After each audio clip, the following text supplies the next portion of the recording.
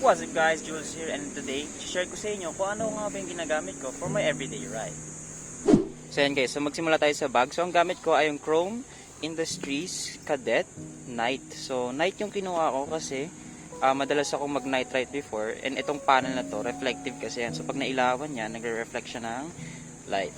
And then sa section na to, ito yung U-lock ko. So very important to, never ko na tong iniiwan talaga. Kahit alam kong hindi ko iiwan bike ko for a while, dinadala ko na siya lagi. Kasi just in case need ko siyang iwan, malalak ko siya. So ito yung compartment na yan, very useful siya. Tapos sa section na to, yan. So nandito yung famous belt buckle nila. Ayan, so pinipindot lang yan para matanggal siya sa buckle niya. Tapos ito, adjustable yan. So for example, kunwari may kailangan ka lang kunin sa front part ng bag mo ng mabilis, pwede mong luwagan to, and then may ikot mo yung bag sa harap mo nang walang hassle. So yun siya. Then meron tayo ditong large phone pouch. So dito ko nilalagay yung phone ko. Ayan, tapos dito rin nakalagay yung mga susi ko. So yan. Tapos actually, itong part na to, yan o, pwedeng atanggalin to, and pwede mo siyang palitan ng ibang accessories. So pwede mo ilagay rin dito yung ano, kunwari may speaker ka na JBL, yan, pwede mo ilagay yan dyan. So yan, so tayo sa main compartment. So ito, pag binuksan natin siya, so yan, ganito siya kalaki guys.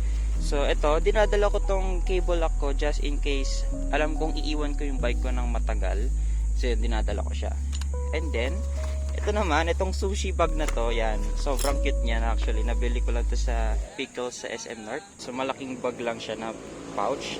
So pag binuksan mo to, so ito sa loob ng aking sushi bag. So yun nga, yung dalawang rags, tapos extra tube.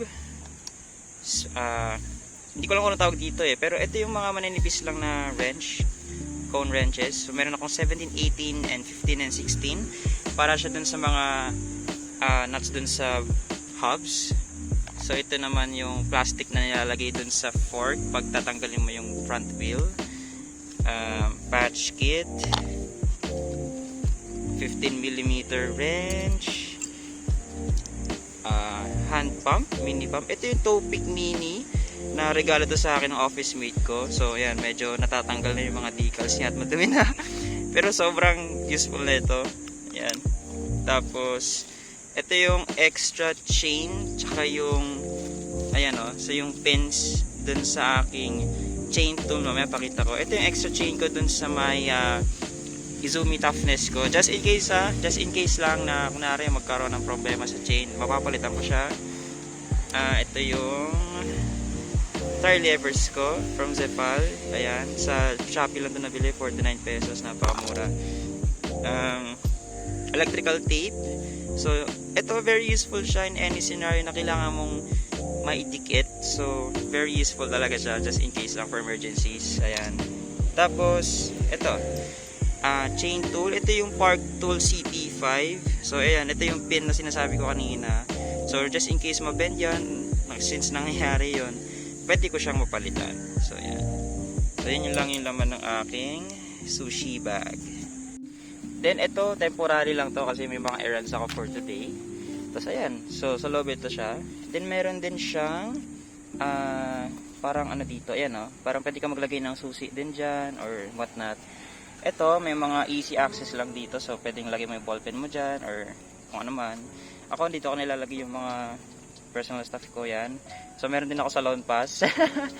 Ayan o, just in case. Tapos, ayan, mga ID and stuff. So, dito ko siya nilalagay. Pati extra mask, kasi very important ang mask these days. Ito naman sa front part. Ayan.